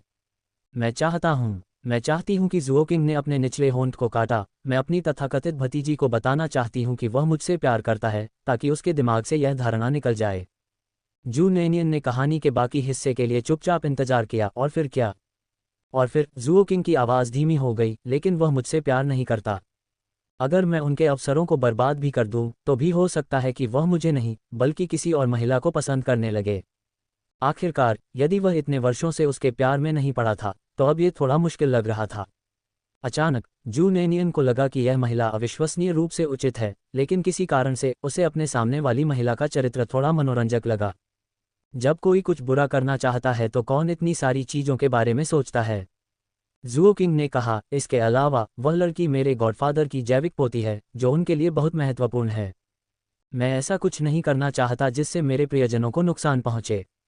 ये सब कहने के बाद जुओ किंग ने आगे कहा, और मैं उस लड़की को चोट नहीं पहुंचाना चाहता। वह दोषी नहीं है। सब कुछ सुनने के बाद जू नेनियन ने निष्कर्ष निकाला कि यह एक ऐसी महिला थी जो बुरे काम करना चाहती थी, लेकिन उसका दिल बुरा नहीं था। वह मनमोहक विरोधाभास की भावना को महसूस करने से खुद को नहीं रोक सकी। जब जुओ किंग को बहुत ज्यादा घबराहट महसूस हुई, तो उसने पूरा लियुएसू अपने मुंह में भर लिया, एक ऐसा कार्य जो उसकी महिला जैसी छवि के बिल्कुल अनुकूल नहीं था। निश्चित रूप से, जो व्यक्ति बहुत ही नाजुक ढंग से खाना खाने का आदी था, अचानक इतना बड़ा निवाला मुंह में ठूंसने से उसका गला घुट गया। लो, थोड़ा पानी पियो। जू नेनियन ने जल्दी से उसके लिए एक कप चाय बनाई। सौभाग्य से यहाँ हर मेज पर चाय का एक बर्तन था। धन्यवाद, जुओ किंग ने जल्दी से एक घूंट लेते हुए कहा। अपनी परेशानियां साझा करने से जुओ किंग को बहुत अच्छा महसूस हुआ। कम से कम अब उसे पहले की तरह घुटन और असहजता महसूस नहीं हो रही थी। वास्तव में, जब किसी के मन में चिंताएं होती हैं, तो उसके बारे में बात करना बेहतर होता है। उसे जू नेनियन के बारे में बहुत अच्छी धारणा थी। मैंने अपने आप को मूर्ख बना लिया है। आपका बहुत बहुत धन्यवाद। हम अजनबी हैं जो संयोग से मिले, और फिर भी आपने मेरी बात सुनने के लिए समय निकाला, उसने कहा। जुओ किंग की भावनाएं कुछ हद तक स्थिर होने के बाद उसे थोड़ी शर्मिंदगी महसूस हुई। आखिरकार, वह दूसरे व्यक्ति से बहुत परिचित नहीं थी। जुओ किंग को लगा कि उसके सामने खड़ी खूबसूरत महिला के साथ उसका अच्छा संबंध है, इसलिए उसने पूछा, आपका नाम क्या है? क्या हम दोस्त बन सकते हैं? जू नेनियन ने मुस्कुराते हुए सिर हिलाया और जुओ किंग की ओर अपना हाथ बढ़ाया। जू नेनियन, आपका उपनाम भी जू है। वास्तव में, जू उपनाम वाले कई लोग थे, लेकिन क्योंकि उसके गॉडफादर का उपनाम जू था, इसलिए जुओ किंग ने इस पर अतिरिक्त ध्यान दिया। क्या आप किसी और को जानते हैं जिसका उपनाम जू है? जू नेनियन ने उत्सुकता से पूछा। मेरे गॉडफादर का उपनाम जू है, जुओ किंग ने मुस्कुराते हुए उत्तर दिया। जू नेनियन, यह एक संयोग है। जुओ किंग के साथ कुछ देर बातचीत करने के बाद शू नेनियन को वास्तव में अन्य काम निपटाने थे, लेकिन ये देखते हुए कि जुओ किंग जाने का कोई संकेत नहीं दिखा रहे थे और जो दिनदुआ अभी भी व्यस्त था, शू नेनियन ने दोपहर का समय जुओ किंग के साथ बातचीत में बिताया। चूंकि उसके पास वैसे भी करने के लिए कुछ बेहतर नहीं था, इसलिए जू नेनियन को नहीं लगता था कि जुओ किंग बहुत बातूनी है। यद्यपि आज उसने बहुत बातें की, फिर भी उसकी आवाज़ हमेशा इतनी कोमल और मुलायम थी कि उसे सुनकर परेशानी की बजाय सहजता महसूस होती थी। मैं अब बहुत परेशान हूं और घर जाने का बिल्कुल भी मन नहीं कर रहा है, जुओ किंग ने खिड़की से बाहर देखते हुए कहा। क्या यह आपकी भतीजी की वजह से है? जू नेनियन ने उससे पूछा। जुओ किंग ने अपना सिर हिलाया। हाँ, मैं उनके रिश्ते के विकास को बाधित नहीं कर सकती, लेकिन मैं खुद को उसे पसंद भी नहीं कर सकती। यह मानव स्वभाव है। जू नेनियन को लगा कि यह सामान्य है। यदि आपको कोई पसंद नहीं है, तो खुद को इसके विपरीत महसूस करने के लिए मजबूर करने की कोई आवश्यकता नहीं है। जुओ किंग को लगा कि जू नेनियन का स्वभाव बहुत अनोखा है, जैसे कि वह हर समस्या को एक साधारण समस्या के रूप में देखती है। वह मुस्कुराई, तुम सही हो। चूंकि वह मुझे पसंद नहीं है, इसलिए मैं खुद पर दबाव नहीं डालूंगा। इस बिंदु पर जुओ किंग ने विषय बदल दिया, क्या आप थोड़े समय में अपनी परेशानियों को भूलने का कोई तरीका जानते हैं? जू नेनियन, शराब। वह स्वयं भी इस बारे में निश्चित नहीं थी, क्योंकि अपने पिछले जीवन में जब उसके करियर में कोई बाधा आती थी और वह निराश हो जाती थी, तो वह अपनी परेशानियों को अस्थायी रूप से भूलने के लिए शराब पीती थी। हालांकि अगली सुबह भी वह परेशान रहेगी, लेकिन कम से कम नशे में वह सब कुछ भूल सकती है। वह ये नहीं जानती थी कि क्या यह उन लोगों के लिए कारगर है जो प्रेम संबंधों के कारण दिल तोड़ चुके हैं। आखिरकार उसने कभी दिल टूटने का अनुभव नहीं किया था। शराब। जुओ किंग ने अपने होंठ भींचे खड़ी हुई और बोली, मैं कोशिश करूंगी, धन्यवाद। मुझे आज हमारी बातचीत बहुत अच्छी लगी। देर हो रही है, मुझे अब जाना चाहिए। अलविदा। अलविदा। जू नेनियन ने उसे हाथ हिलाकर अभिवादन किया। जुओ किंग दरवाजे तक गया और फिर वापस भाग गया। जू नेनियन ने भौहें उठाईं, क्या कुछ और है? जुओ किंग मुस्कुराया, ओह ठीक है, अब हम दोस्त हैं, है ना? जू नेनियन ने हिचकिचाते हुए सिर हिलाया, मुझे ऐसा लगता है। हालांकि जवाब पूरी तरह से संतोषजनक नहीं था, फिर भी जुओ किंग को बहुत खुशी महसूस हुई। वह जू नेनियन की ओर मुस्कुराए, आप कहाँ रहते हैं? मैं आपसे मिलने आ सकता हूँ। जू नेनियन वास्तव में जुओ किंग को जिन परिवार का पता नहीं देना चाहती थी, क्योंकि वह उसका अपना घर नहीं था। अगर तुम मुझे बाद में ढूंढना चाहो तो इस दुकान पर आ जाओ। यह मेरा है। अगर मैं यहाँ नहीं हूँ तो बॉस जो से कहो कि वह समय तय कर ले, उसने कहा। ठीक है। जुओ किंग ने जू नेनियन पर और दबाव नहीं डाला। ये सुनकर कि दुकान का मालिक जू नेनियन है, जुओ किंग को एक पल के लिए आश्चर्य हुआ, लेकिन उसने और कुछ नहीं पूछा। जुओ किंग के चले जाने के बाद जू नेनियन ने देखा कि जो डिंगहुआ अभी भी व्यस्त था। कोई विकल्प न होने पर वह वहां गई और बोली, बाद में और अधिक कर्मचारियों को नियुक्त कर लेना, हर समय पैसे बचाने के बारे में मत सोचो। एक बॉस को बॉस की तरह ही काम करना चाहिए, अन्यथा जब भी वह उसे ढूंढने आती, वह हमेशा इतना व्यस्त रहता कि उसे समय ही नहीं मिल पाता, जो कि अच्छा संकेत नहीं था। वह एक सामान्य एजेंट चाहती थी जो जिम्मेदारियों को संभाल सके, न कि केवल सामान बेचने वाली एक छोटी दुकान का मालिक। जो डिंगहुआ को जू नेनियन को जवाब देने का मौका मिला, ठीक है बॉस, मैंने हाल ही में लोगों को काम पर रखना शुरू कर दिया है। जिन रुयांग, जिनके नितंबों में चाकू मारा गया था, सफलतापूर्वक अस्पताल पहुंचे। पट्टी बांधने के बाद जिन रुयांग थोड़ा लंगड़ा कर चलने लगा। जिन यू उसका समर्थन कर रहा था। अस्पताल में बहुत सारी नर्सें थीं और जिन रुयांग, जो चेहरे की बहुत परवाह करता था, जिन यू की मदद के बिना सामान्य चाल से चलता रहा। हालांकि उनकी गति बहुत धीमी थी। क्या तुम कछुए हो? जिन यू ने जिन रुयांग का हाथ पकड़ लिया और उसे वापस ले जाने का इरादा किया। जिन रुयांग, जिन यू के क्रूर स्वभाव को जानता था, उसने जिन यू के पहुंचने से पहले ही जल्दी से कहा, मुझे मत छुओ, वरना मैं तुम पर गुस्सा हो जाऊंगा। तो बेहतर होगा कि आप तेज चलें, जिन यू ने अधीरता से कहा, उसे थप्पड़ मारने का मन कर रहा था।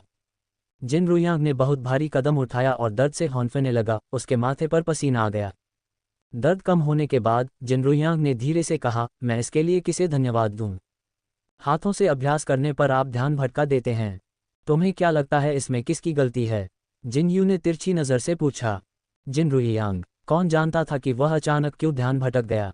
क्या काम पर लगी चोटें मेरे लिए मायने रखती हैं? जिन रुयांग ने जिन यू से पूछा। जिन यू ने अपनी जीभ चटकाए, इसे काम के दौरान लगी चोट माना जाए या नहीं, मुझे नहीं पता, लेकिन इसकी वजह से तुम्हें छुट्टी मिलना निश्चित रूप से सच है।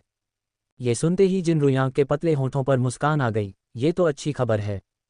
तारांकन। जिन यू के बिना एक और दिन जू नेनियन ने जो डिंगहुआ के साथ कुछ विशेष बातों पर चर्चा की, इससे पहले कि वह जिन परिवार के ड्राइवर को जू वेंतियन के घर ले जाने के लिए कहे। उस समय बूढ़ी महिला जू वेंतियन के साथ शतरंज खेल रही थी। जब से उसने ट्रेन में जू वेंतियन को सलाह दी थी, तब से वह मानती थी कि उसकी शतरंज की कुशलता बहुत शानदार है। इसलिए जब उनके पास करने के लिए कुछ भी बेहतर नहीं होता था, तो वृद्ध दंपति शतरंज खेलते थे। जू वेंतियन ने उसे सिखाया और उसका खेल देखते हुए प्यार से मुस्कुराते रहे। लेकिन उनकी बातचीत कुछ इस तरह हुई, अरे बूढ़े आदमी, इस टुकड़े को रखने के लिए अच्छी जगह कौन सी होगी? जू वेंतियन ने एक स्थान की ओर इशारा किया और बूढ़ी महिला ने जल्दी से अपना टुकड़ा वहां रख दिया, फिर पूछा, आप खोने के लिए कहाँ जाएंगे? जू वेंतियन ने एक अन्य स्थान की ओर इशारा किया और बूढ़ी महिला कई मिनट तक उस स्थान को देखती रही और सोचती रही। अंततः पूरी गंभीरता के साथ उसने जू वेंतियन से कहा, ठीक है, तो अपना वहां रख दो। जू नेनियन ने आंगन में प्रवेश किया और जैसे ही वह पास पहुंची उसने यह बातचीत सुनी। बटलर ने जिन परिवार के ड्राइवर को पहचान लिया और पहले तो उसने सोचा कि एल्डर मास्टर जिन फिर से आ गए हैं, लेकिन उसने यह उम्मीद नहीं की थी कि कार से उतरने वाली लड़की होगी। लड़की अभी बाहर निकली ही थी कि बटलर ने उसे पहचान लिया कि वह वही लड़की है जो उस दिन मिस वोकिंग से टकरा गई थी, क्योंकि वह शू वेंतियन से बहुत मिलती जुलती थी और जानबूझकर यहाँ आई थी, क्योंकि उसे पता था कि शू वेंतियन ने बताया था कि राजधानी में उसकी एक और पोती है जो एल्डर मास्टर जिन के पोते की पत्नी है। जैसे ही जू नेनियन कार से बाहर निकली, बटलर ने तुरंत उसकी पहचान जू वेंतियन की सबसे बड़ी पोती के रूप में कर ली। तमाम उलझनों के बाद पता चला कि वह लड़की वास्तव में बूढ़े मालिक की पोती थी। बटलर को इस बात पर आश्चर्य तो हुआ, लेकिन उसे यह बात आश्चर्यजनक भी लगी। वह उस लड़की से बूढ़े मालिक से पहले मिला था और उसने पहले ही अनुमान लगा लिया था कि वह उसकी पोती है। शुरुआत में उन्होंने राजधानी में इस लड़की की तलाश में आधे महीने से अधिक समय बिताया, क्योंकि उन्हें लगता था कि वह नहीं मिल सकती। लेकिन उसे आश्चर्य हुआ कि बूढ़े मालिक ने उसे पहले ही ढूंढ लिया था। दादी, दादाजी, जू नेनियन ने कोमल आवाज में धीरे से पुकारा। अपनी प्यारी बड़ी पोती की आवाज सुनकर बूढ़ी महिला इतनी उत्साहित हो गई कि उसने शतरंज के मोहरों को पूरे बोर्ड पर बिखेर दिया। वह तुरंत खड़ी हुई और जू नेनियन की ओर दौड़ी और उसके पास आते हुए बोली, ओह मेरी सबसे बड़ी पोती, तुम आखिरकार मुझसे मिलने आ गई। मुझे चिंता थी कि तुम मुझे भूल गए हो क्योंकि तुम कल पूरे दिन नहीं आए। हालांकि वह बूढ़ी महिला स्वस्थ और हृष्ट-पुष्ट थी, लेकिन उसे दौड़कर आते देखकर जू नेनियन को हर बार चिंता होती थी। वह तेजी से दौड़कर बूढ़ी महिला की मदद के लिए पहुंची और हंसते हुए बोली, दादी, ज्यादा तेज मत भागो। जू वेंतियन भी अपनी पोती को देखकर बहुत खुश हुए। वह अपनी प्रिय वृद्ध महिला से कह रहा था कि वह शीघ्र ही एल्डर मास्टर जिन के पास जाकर देखेगा कि उसकी सबसे बड़ी पोती वहां कैसे रह रही है। यदि वह अच्छी तरह से समायोजित नहीं हो पाती तो वह उसे अपने साथ रहने के लिए वापस ले आता। आखिरकार उनके घर में बहुत सारे कमरे थे। दादाजी, जू नेनियन ने मुस्कुराते हुए पुकारा। अरे मेरे प्यारे, जू वेंतियन ने दयालु मुस्कान के साथ कहा। जू सिसी को आसपास न देखकर जू नेनियन ने पूछा, दादी, सिसी कहाँ है? आह, वह काली लड़की अभी भी सो रही है, शायद कल रात वह इतनी उत्साहित थी कि सो नहीं पाए, बूढ़ी महिला ने जवाब दिया। अब चूंकि जू नेनियन यहाँ थी, इसलिए बूढ़ी महिला स्वाभाविक रूप से उसे घर दिखाना चाहती थी। चूंकि अब से जू नेनियन राजधानी में ही रहेंगे, इसलिए जू वेंतियन ने बटलर से जू सिसी के लिए एक कमरा तैयार करवाया और जू नेनियन के लिए भी एक कमरा साफ करवाया। बूढ़ी महिला जू नेनियन को एक दौरे पर ले गई और घोषणा की, भविष्य में आप जहाँ चाहें रह सकते हैं। ठीक है, मैं दादी के पास अक्सर आऊंगा, जू नेनियन ने कर्तव्यनिष्ठा से कहा। जू वेंतियन अब ज्यादातर मामलों में गाओ लीहोन के नेतृत्व का अनुसरण कर रहा था। आमतौर पर वह जो कुछ भी कहती थी वह उसी के अनुसार चलता था। चूंकि वे एक दूसरे के बहुत करीब रहते थे, इसलिए शू नेनियन अपने दादा दादी के साथ रहने के लिए अक्सर आती रहती थी। बूढ़ी महिला उस पर ऐसे लाड़ प्यार करती थी मानो वह कोई अनमोल खजाना हो। जू नेनियन उससे मिलने कैसे नहीं आती, और जू वेंतियन भी उससे बहुत प्यार करता था। शायद उन्हें लगा कि इतने वर्षों तक वहां न रहकर उन्होंने उन्हें निराश किया है, और इसलिए शू वेंतियन न केवल अपने पोते पोतियों के साथ बल्कि अपने 3 छोटे भाई बहनों के साथ भी असाधारण रूप से दयालु और धैर्यवान थे। जू नेनियन भी ऐसी ही थी, अगर कोई उसके साथ अच्छा व्यवहार करता तो वह उसकी दयालुता का 10 गुना बदला देती थी। बहुत सोच विचार के बाद जू वेंतियन ने एक दावत का आयोजन करने और अपने दोस्तों और रिश्तेदारों को अपने घर आमंत्रित करने का फैसला किया। वह चाहते थे कि अन्य लोग ये जाने कि उन्होंने, शू वेंतियन ने, अपनी पोती और पत्नी दोनों को पा लिया है। इसका उद्देश्य लोगों को जू नेनियन को नीची नज़र से देखने से रोकना भी था। आखिरकार जू नेनियन की शादी अब जिनयू से हो चुकी थी। ये कहना मुश्किल है कि कितने लोग उनकी पीठ पीछे उनकी पोती की आलोचना कर रहे होंगे। जब अपने परिजनों की रक्षा की बात आती थी तो जू वेंतियन अपनी तीव्रता में बूढ़ी महिला से भी आगे निकल जाता था। वह ये सोच भी बर्दाश्त नहीं कर सकते थे कि दूसरे लोग उनकी पोती की पीठ पीछे उनकी बुराई करेंगे। यदि वह अपनी पोती को समर्थन दे सकता है तो वह उसके लिए क्यों नहीं खड़ा होगा। बेशक निर्णय लेने से पहले जू वेंतियन ने गाओ लीहोन से उनकी राय अवश्य पूछी। जैसे ही गाओ लीहोन को इसके बारे में पता चला, वह तुरंत सहमत हो गई। उनकी सोच भी शू वेंतियन जैसी ही थी। वह नहीं चाहती थी कि उनकी पोती का अनादर हो। जिन परिवार कोई साधारण परिवार नहीं था, वे एक प्रतिष्ठित परिवार थे जो सामाजिक स्थिति के प्रति बहुत चिंतित रहते थे। भले ही जिन परिवार के सदस्यों को कोई आपत्ति न हो, लेकिन कौन जानता है कि बाहरी लोग क्या कहना चाहेंगे।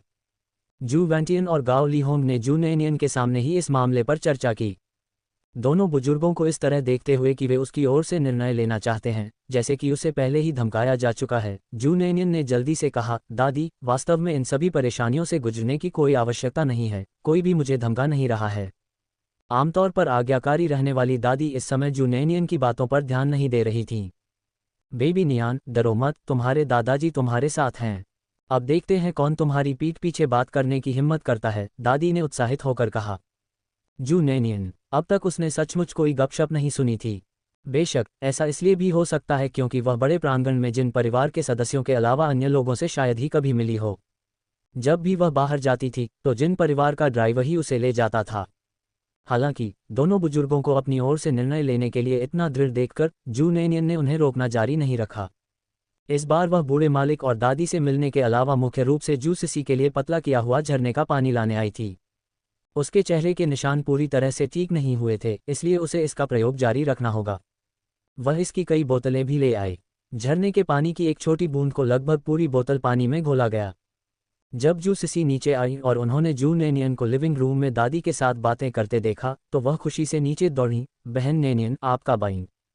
तुम आलसी सुअर, तुम इतनी देर तक कैसे सो सकते हो? जू नेनियन ने हंसते हुए उससे पूछा। जू सिसी ने मुस्कुराते हुए आलस से हाथ बढ़ाया। ओह, कल रात अच्छी नींद नहीं आई। इसका मुख्य कारण ये था कि वह बहुत उत्साहित थी। जू नेनियन ने उसे पतला पानी दिया। लो, इसे ले लो। यह क्या है? जू सिसी ने हैरान होकर पानी की बोतल से छेड़छाड़ करते हुए पूछा। जू नेनियन ने अपने चेहरे पर अपनी उंगली थपथपाई और जू सिसी को तुरंत एक एहसास हुआ और वह खुशी से मुस्कुराई। धन्यवाद, बहन नेनियन। इससे पहले जू नेनियन ने जू सिसी से कहा था कि वह उनकी त्वचा की देखभाल के लिए सौंदर्य बढ़ाने वाला ब्यूटी वाटर लेकर आएंगी। जू नेनियन निश्चित रूप से उसे यह नहीं बता सका कि इस पानी में जादुई प्रभाव था। उसने जू सिसी को बस इतना बताया कि यह एक ऐसी चीज़ है जो उसने विकसित की है और जो त्वचा को गोरा कर सकती है। झरने का पानी दूधिया सफ़ेद था, इसलिए पानी डालने के बाद भी इसका रंग हल्का सफ़ेद था और जू नेनियन ने इसमें कुछ तरबूज का रस भी मिलाया। ये कुछ साधारण फलों के रस जैसा लग रहा था, इसलिए दादी जैसी चतुर महिला को भी कुछ संदेह नहीं हुआ। लेकिन भले ही उसे संदेह था, जू नेनियन चिंतित नहीं थी। आखिरकार झरने का पानी केवल उन्हीं लोगों पर काम करता है जो उसके वंश से संबंधित हैं। जू सिसी ने उस वस्तु को बहुत प्यार से रखा और उसे वापस अपने कमरे में ले गई। दादी ने जू सिसी के हंसमुख व्यक्तित्व पर नजर डाली और जबकि जू वेंतियन उस समय दूर था, उसने जल्दी से जू नेनियन को अपने पास खींच लिया। उसने चारों ओर देखा कि वहां कोई और तो नहीं है। फिर उसने जू नेनियन के कान में फुसफुसाते हुए एक प्रश्न पूछा, जिसे लेकर वह गंभीर रूप से चिंतित थी। बेबी नियान, दादी से सच सच बताओ, तुम्हारे और जियाओ जिन के बीच असल में क्या चल रहा है? आप अभी तक गर्भवती क्यों नहीं हुई? जू नेनियन की जिनयू से शादी को लगभग 4.5 महीने हो गए थे, फिर भी गर्भ में बच्चे के होने का कोई संकेत नहीं था। जब दादी ने जू वेंतियन से विवाह किया तो उनकी प्रजनन क्षमता बहुत अच्छी थी और वे 1 महीने के भीतर ही गर्भवती हो गईं। उनकी 2 बहुएं और लड़की जू सान्या भी जल्दी ही गर्भवती हो गईं। इसलिए जू नेनियन को 4 महीने तक बिना किसी गर्भावस्था के संकेत के विवाहित देखकर दादी तुरंत चिंतित हो गईं। वह विशेष रूप से चिंतित थी कि जिनयू को कोई समस्या हो सकती है। आखिरकार इतने प्रतिष्ठित परिवार द्वारा अपने ग्रामीण परिवार को इतनी सीधे तौर पर चुनना, किसी प्रकार की अवमानना न करना और इतनी सकारात्मकता से काम करना, इससे दादी को गुप्त उद्देश्यों का संदेह हुआ। हालांकि उन्हें यह भी लगता था कि उनकी प्यारी पोती किसी से भी बेहतर है और किसी के लिए भी उपयुक्त है। लेकिन यह उसकी नज़र में था, दूसरों की नज़र में ऐसा नहीं था। उस समय जब नेनियन एक बड़ा बॉस नहीं बन गया था और जिन परिवार से उसकी सगाई नहीं हो गई थी, तब गांव में ऐसा कौन था जो यह नहीं कहता था कि उसकी नेनियन एक उच्च शाखा से चिपकी हुई थी? यदि उस जिन परिवार के लड़के को कोई समस्या नहीं थी तो वह इतनी आसानी से सहमत क्यों हो गया? दादी जितना अधिक इसके बारे में सोचती उतना ही अधिक उन्हें लगता कि कुछ गड़बड़ है। एक बार फिर एक बुजुर्ग द्वारा गर्भावस्था के विषय में याद दिलाए जाने पर जू नेनियन निराशा के कारण लगभग फूट फूट कर रोने लगीं। अभी ज़्यादा समय नहीं हुआ था, फिर भी हर कोई उससे ये सवाल क्यों पूछ रहा था? चूंकि यह उसकी अपनी दादी थी, इसलिए जू नेनियन स्वाभाविक रूप से जानती थी कि दादी केवल उसके बारे में चिंतित थीं। उसने हंसी और लाचारी के मिश्रण के साथ कहा, दादी, अभी तो इसके लिए समय है। हालांकि जू नेनियन अब इस विचार से सहमत हो गए थे और उन्होंने सोचा कि जिनयू के साथ बच्चा पैदा करना इतना बुरा विचार नहीं होगा। यह इतनी जल्दी नहीं हो रहा था। ये सुनकर दादी अचानक उदास हो गईं। अभी भी जल्दी? आपकी और जियाओ जिन की शादी को 4 महीने से अधिक हो गए हैं। अभी भी किसी चीज़ का कोई संकेत नहीं है। क्या आप चेकअप के लिए अस्पताल गए हैं? उसने पूछा। अधिकांश ग्रामीण लोगों के विपरीत दादी नानी यह नहीं मानती थीं कि यदि कोई दंपति गर्भधारण नहीं कर पाता तो यह महिला की गलती है। आखिरकार गांव में ऐसे मामले तो थे ही। इससे पहले गांव के एक परिवार में वैवाहिक कलह चल रहा था, क्योंकि पत्नी कई वर्षों तक गर्भवती नहीं हो सकी थी। यह मानते हुए कि यह पत्नी की गलती थी, उसकी सास ने उसे तलाक देने के लिए मजबूर किया। इसके बाद उस पत्नी ने शीघ्र ही पुनः विवाह कर लिया और कुछ ही समय बाद वह गर्भवती हो गई। इस बीच नई पत्नी के साथ वही स्थानीय परिवार अभी भी गर्भधारण नहीं कर सका। इसलिए दादी विशेष रूप से चिंतित थीं कि जिनयू ही समस्या का कारण हो सकता है। ऐसा नहीं था कि वह अपनी पोती के प्रति पक्षपातपूर्ण थी। अब पीछे मुड़कर सोचने पर दादी को यह बहुत अजीब लगा कि जिन परिवार ने शुरू में अपने ग्रामीण परिवार को इतनी सीधे तौर पर कैसे चुन लिया था। अपनी दादी की बातें सुनकर जू नेनियन लगभग हंस पड़ी। दादी, मेरी पहले ही जांच हो चुकी है, कोई बात नहीं। जिनयू की भी जांच हो चुकी है, हम दोनों में से किसी को भी कोई समस्या नहीं है। कोई समस्या तो नहीं? बूढ़ी औरत ने तुरंत मुंह बनाया, उसे लगा कि यह असंभव है। तो फिर तुम्हारे पेट में अभी भी कोई हलचल क्यों नहीं है? बुजुर्ग महिला ने सोचा कि जू नेनियन इसे हल्के में ले रहा है और बस दिखावे के लिए उसे शांत कर रहा है। उसने उसे बहुत समझाया, मेरी मूर्ख पोती, मेरे झगड़ों से परेशान मत हो। मैं आपको बता रहा हूँ, एक महिला को अपना बच्चा अवश्य होना चाहिए, तभी उसके पास इस जीवन में भरोसा करने के लिए कोई होगा। यदि वास्तव में कोई समस्या है तो आइए जल्दी से अस्पताल चलें और देखें कि क्या अभी भी कोई आशा है। इसे नज़रअंदाज मत करो। हालांकि बूढ़ी महिला को अपने तीनों बच्चों पर आपत्ति थी, लेकिन कम से कम वे उसके बच्चे तो थे। उन तीनों के बिना उसके पास गोद में लेने के लिए पोतियां और पोते नहीं होते। परिवार की परंपरा को जारी रखना बहुत महत्वपूर्ण था। बूढ़ी महिला को यकीन हो गया कि जू नेनियन या जिनयू में से किसी एक के साथ निश्चित रूप से कोई समस्या थी। जू नेनियन हंसने और रोने से खुद को नहीं रोक सके। दादी, जिनयू और मैंने वास्तव में जांच की है, हमें कोई समस्या नहीं है। जू नेनियन ने गंभीरता से बात की और बूढ़ी महिला जानती थी कि उसकी पोती झूठ बोलने वालों में से नहीं है। उसे उसकी बातों पर यकीन तो हुआ, लेकिन फिर भी उसे यह अजीब लगा। तो फिर तुम्हारे पेट में अभी तक कोई हलचल क्यों नहीं हो रही है? बहुत बढ़िया, विषय पुनः आरंभिक स्तर पर आ गया है। जू नेनियन असहाय और खुश महसूस कर रही थी और उसने बहुत गंभीरता से बूढ़ी महिला से कहा, दादी, जिनयू और मेरी शादी को केवल 4 महीने हुए हैं। यह अभी भी जल्दी है। जब बात बच्चों की आती है तो इसे भाग्य पर छोड़ दें। इसमें कोई जल्दबाजी नहीं है। हम इसे भाग्य पर कैसे छोड़ सकते हैं? बूढ़ी औरत चिंतित हो गई। वह कुछ कहने ही वाली थी कि तभी जू वेंतियन बाहर से अंदर आ गया। उसने दूर से उसकी बातें सुनी थीं और हंसते हुए वह भी हंस पड़ा। भाग्य पर छोड़ने या न छोड़ने में क्या हर्ज है? बूढ़ी औरत ने अचानक बात करना बंद कर दिया। उसे डर था कि कहीं उसकी पोती का चेहरा न खराब हो जाए। ये कुछ भी नहीं है, ज्यादा ध्यान मत दो, बूढ़ी औरत ने चिढ़कर कहा, क्योंकि शू वेंतियन ने उसकी चिंता को बीच में ही रोक दिया था। बूढ़ी महिला ने लगातार शिकायत करना बंद कर दिया और जू नेनियन ने तुरंत राहत की सांस ली। उसे क्या पता था कि बूढ़ी महिला ने इस मामले को गंभीरता से ले लिया है और वह सोच रही है कि अपनी पोती को जल्दी गर्भवती होने में कैसे मदद करें। राहत महसूस कर रहे जू नेनियन ने अधिक देर तक रुकने की हिम्मत नहीं की और जू वेंतियन से बात करने के बाद जल्दी से भाग गए। उस रात बुढ़िया को अनिद्रा की समस्या हो गई। उसने स्वप्न में देखा कि एक वृद्ध अमर ने उसे बताया कि उसने उसकी पोती के गर्भवती न होने का कारण जान लिया है। यह उसका दामाद था जो अपर्याप्त था। सपने ने संकेत दिया कि यदि उसने इस बारे में कुछ नहीं किया तो उसकी पोती भविष्य में कभी भी बच्चे पैदा नहीं कर पाएगी। बूढ़ी औरत आधी रात को डर के मारे जाग गई और बूढ़े अमर के लिए धूपबत्ती जलाने के लिए उठी। उसने सूचक के लिए बूढ़े अमर को धन्यवाद दिया। जू वेंतियन गहरी नींद में सो रहा था, उसे पता ही नहीं चला कि बूढ़ी औरत कब जाग गई। जब वह उठा तो उसने देखा कि उसकी दादी प्रार्थना करते हुए हाथ जोड़े हुए मन ही मन कुछ बुदबुदा रही थीं। तुम कहाँ थे? जू वेंतियन ने पूछा। बूढ़ी महिला ने शू वेंतियन को इस मामले के बारे में नहीं बताया। आखिरकार यह उसकी पोती के निजी मामलों से संबंधित था और इसलिए अगले दिन जब वह सोकर उठी तो बूढ़ी महिला हर्बल दवा की दुकान पर गई। दुकान पर डॉक्टर ने उससे पूछा, बूढ़ी दादी, आपके शरीर का कौन सा हिस्सा ठीक नहीं है? नहीं, कुछ भी गलत नहीं है, बूढ़ी औरत ने जल्दी से हाथ हिलाया। मैं बस कुछ चीजें खरीदने आई हूँ। ठीक है, तुम्हें क्या चाहिए? वृद्ध महिला ने कामोत्तेजक औषधियों का उल्लेख किया। बैल और बाघ चाबुक जैसे सभी प्रकार के शक्तिशाली टॉनिक। वृद्ध महिला की बात सुनकर डॉक्टर अचंभित रह गए और बोले, आपको इनकी क्या जरूरत है? इससे तुम्हारा कोई संबंध नहीं। बस इतना जान लो कि यह किसी को नुकसान पहुंचाने के लिए नहीं है, बूढ़ी महिला ने गुस्से से जवाब दिया, जिससे युवा हर्बलिस्ट को मुश्किल से निगलना पड़ा।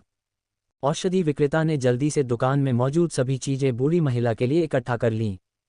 चिकित्सा नैतिकता के कारण डॉक्टर ने फिर भी वृद्ध महिला को याद दिलाया, आपको इन चीज़ों का अधिक उपयोग न करने के लिए सावधान रहना चाहिए।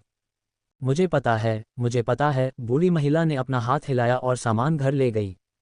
वह जिनयू और जू नैनियन को आमंत्रित करने के लिए सही दिन पर विचार कर रही थी, ताकि जिनयू को अकेले में टॉनिक दिया जा सके। वह उन्हें सीधे जिन परिवार को नहीं भेज सकती थी, ये बहुत स्पष्ट हो जाता। इसके अलावा, यदि अन्य लोगों को पता चल गया तो इससे उसके दामाद की प्रतिष्ठा को नुकसान पहुंच सकता है। एक व्यक्ति के प्रति प्रेम उन सभी के प्रति फैल जाता है जिन्हें वह संजोता है। बूढ़ी महिला वास्तव में अपने दिल की गहराई से जिनयू की परवाह करती थी। यदि उसके दामाद को कोई समस्या होती तो अंततः उसकी प्यारी पोती को ही इसका खामियाजा भुगतना पड़ता। आज जब बूढ़ी महिला घर से निकली तो वह जू वेंतियन को अपने साथ नहीं ले गई, केवल ये कहकर कि उसे कुछ काम करने हैं। इससे जू वेंतियन असहज हो गया। उनके पुनर्मिलन के बाद से ही वे एक दूसरे से अविभाज्य हो गए थे, यहाँ तक कि शौचालय जाते समय भी वे एक दूसरे का हाथ थामे रहना चाहते थे। बूढ़ी महिला के जाने के 1 घंटे से भी कम समय बाद शू वेंतियन ने बेचैनी से कई बार आंगन की ओर देखा था। वह अभी तक वापस क्यों नहीं आई? वह कहाँ गई है? उसे अनगिनत बार बाहर की ओर देखते देख बटलर ने प्रसन्नतापूर्वक कहा, श्रीमान, मालकिन ने कहा है कि वह शीघ्र ही वापस आ जाएंगी। कितना समय हो गया है और आप इसे जल्दी कह रहे हैं? जू वेंतियन ने असंतुष्ट होकर कहा। बटलर ने अपनी जेब घड़ी पर नजर डाली और कहा, सर, अभी तो केवल 40 मिनट ही हुए हैं। क्या 40 मिनट हो गए हैं? जू वेंतियन चौंक गया और जल्दी से बोला, अंकल गुवान, जल्दी से कार बाहर लाओ। चलो, उसे ढूंढते हैं। कोई दुर्घटना हो सकती है। वह इस जगह से परिचित नहीं है। जू वेंतियन अधिकाधिक चिंतित हो गया। इतने वर्षों तक अलग रहने के बाद वह उसे फिर से खोना बर्दाश्त नहीं कर सकता था। उसे इस बात का अफसोस हुआ कि उसने सुबह उसके साथ जाने पर जोर नहीं दिया। बटलर, जी हाँ, सर। जैसे ही बटलर कार लाने वाला था, अचानक उसने गाओ लिहोन को बाहर से एक छोटे कपड़े के थैले के साथ लौटते देखा और जल्दी से जू वेंतियन को सूचित किया, श्रीमान, मालकिन वापस आ गई हैं। कहाँ? जू वेंतियन ने सुना और चिंतित होकर उठ खड़ा हुआ। गुप्तचर गाओ लिहोन को देखकर वह हड़बड़ाहट में दौड़ा। आप कहाँ थे? अचानक किसी के सामने प्रकट होने पर बूढ़ी महिला डर के मारे उछल पड़ी। ओह, तुमने मुझे मौत के घाट उतार दिया।